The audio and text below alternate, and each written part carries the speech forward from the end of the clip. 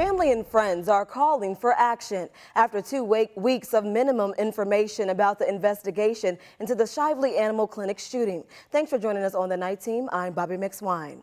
2 weeks ago, 21-year-old Trent Taylor was fatally shot during what police are calling an altercation at the clinic. Police have also said the case could be self-defense, but Taylor's family disputes that. They spoke with our Connor Steffen and photojournalist Jessica Farley this afternoon. Droves demanding justice after the loss of a young life. Didn't even know I was saying goodbye, but my grandson came on Sunday with flowers, and I got to kiss him, and I got to say, I love you, TJ. Sunday, May 14th, Mother's Day. 21-year-old vet tech TJ Taylor is shot dead during his shift at the Shively Animal Clinic. Taylor was an expecting father with a baby due in 4 months. Of the dozens gathered here for hours, they all tell the same story of a young father excited for the birth of his baby, someone who was passionate about animals and protecting his family. We went from planning a baby shower to planning a funeral. On Mother's Day. Just an amazing person all around. I think everybody should have gotten to meet and know TJ. He was one of a kind, and not only was a friend taken, but a father, a son, and a brother were taken off this planet, and there needs to be justice. Shively police responded to an incident on Mother's Day but made no arrests, saying the incident could have been self-defense. Taylor's family disagrees, saying TJ would never hurt anyone. And that's what TJ was doing. He was standing up for his co-workers. Ultimately, the decision to file charges in this case now falls on the office of the Commonwealth's attorney. As of Sunday, it said it has no updates, sharing the following statement. I can confirm that our office has received the case from the Shively Police Department, and it is assigned to a prosecutor to get the thorough review it deserves. There is no timeline for that process. For those gathered in Jefferson Square Park, my baby deserves justice. Shively Animal Clinic deserves justice. They wonder how much longer they'll have to wait for justice. In Louisville, Connor Steffen, the WHAS11 Night Team, on your side.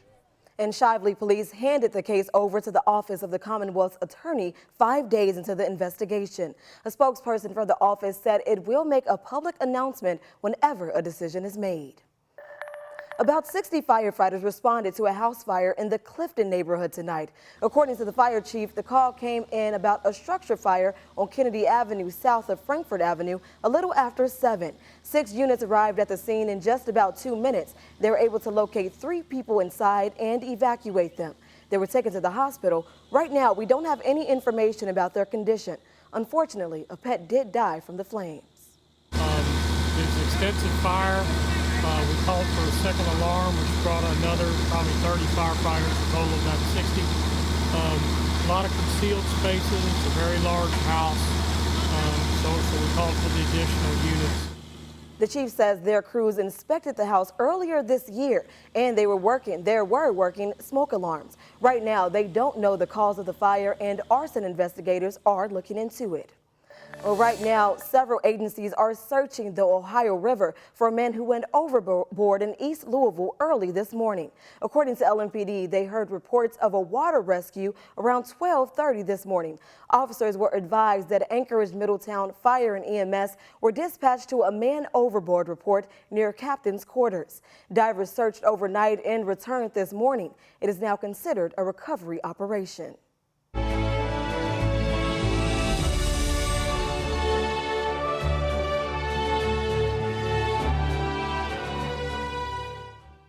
We know Memorial Day is when we honor those who fought for our country and paid the ultimate price. But one Kentucky-born organization has been doing that round the clock for 20 years for past and present service members. USA Cares provides financial assistance to post-9/11 veterans, service members, and their families facing evictions, foreclosure, and vehicle repossession. The nonprofit is hosting its annual fundraiser in partnership with Carl's Jr. and Hardee's restaurants. Starting tomorrow and through July 4th, you can donate at the register to support veterans. Anise McQueen with USA Cares encourages people to give what they can to make a difference in veterans' lives. We want to remember those we've lost by honoring the ones that are home here, but still kind of battling those wounds, those unseen wounds that they suffered. So we encourage people on our Memorial Day as a way to show our thanks, show our appreciation, help us take care of our veterans. USA Cares was originally dubbed Kentuckiana Cares, but grew into a national nonprofit in response to an increased need. The nonprofit asks everyone to not only honor those who died in combat, but the more than 30,000 veterans who have died by suicide since 9/11. And tomorrow, many organizations are honoring fallen veterans with services. For a full list of events where you can pay your respects, or if you would like to watch what it's like to board an honor flight, head to our website, WHAS11.com. Well, Christina, we know that Memorial Day is going to be beautiful, so people can get out there and celebrate and pay their respects. Exactly. For any of those remembrance services that are going to be out there, if you are going to head to them first thing in the morning, it's going to be a little bit dreary like it was today, but do not let that fool you. I'm telling you, we are going to see that sunshine return as we head into the afternoon, so just be patient if you're out at the remembrance ceremonies tomorrow morning. As we go into the afternoon, we'll climb from those upper 50s even to 75 degrees just by lunchtime. So that's already well above where we were earlier this afternoon, making it to the middle 70s by 12 o'clock. And we continue to warm up from there to about 82 degrees. So today was just kind of out of the norm for us, just a really short-lived cool down. If you're headed out on the water tomorrow, if you're headed out there early, especially around the Lake Cumberland area, you may see a little bit of drizzle. Temperatures will be in the 50s, a little bit slower to clear on out for you folks if you are headed there, but don't worry, you will see that sunshine poke its way out of the clouds as you go into the second half of the day. Temperatures in the 70s there. Patoka Lake going to end up in the 80s, as is Taylorsville Lake, so nothing to worry about there, but of course, don't forget your life vest. As I said earlier today, we only made it to 68 degrees, and believe it or not, we didn't actually have any measurable precipitation at the Muhammad Ali International Airport here in Louisville because the rain was just simply so light. So we didn't even pick up a trace amount in Louisville proper. However, you've squeezed out about 1/10 of an inch in Frankfort and did a little bit better than that around Hodgenville and Campbellsville. Barely better than a trace amount though from Brandenburg over to Hardinsburg and in E-Town today. But don't worry, we do have some more chances to get some meaningful moisture as well as some thunderstorms coming our way. I'll tell you when to expect it in 15 minutes. Bobby. All right, thank you, Christina. Well, it's been 46 years since 165 people were killed in the Beverly Hills Supper Club fire, and today their memory was honored with the dedication of a permanent memorial.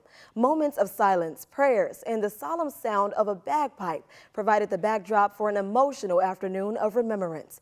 The 1977 fire started off with a small flame in the ceiling.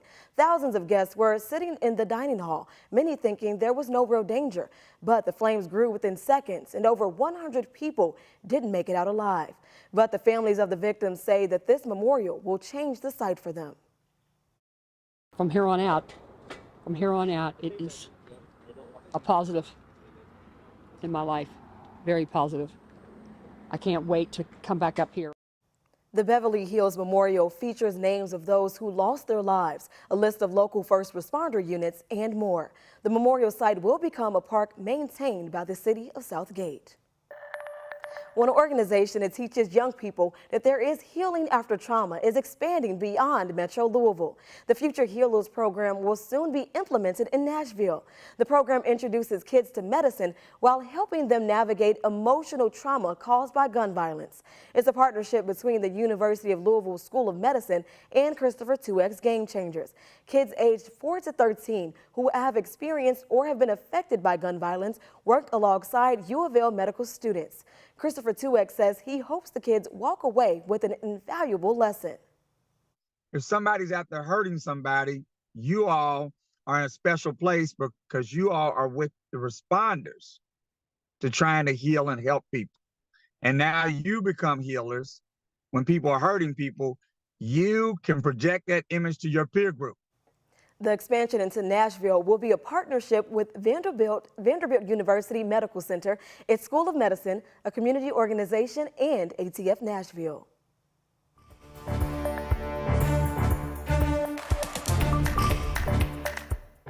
Well, after weeks of negotiations and with a June 5th deadline looming, President Biden and House Speaker Kevin McCarthy are speaking out on their agreement to avoid a potentially catastrophic and historic default. The president said Sunday he and the speaker agreed that the only way forward was bipartisanship, and both men agreed that this is a compromise. ABC's Andrew Dimbert explains how no one got exactly what they wanted.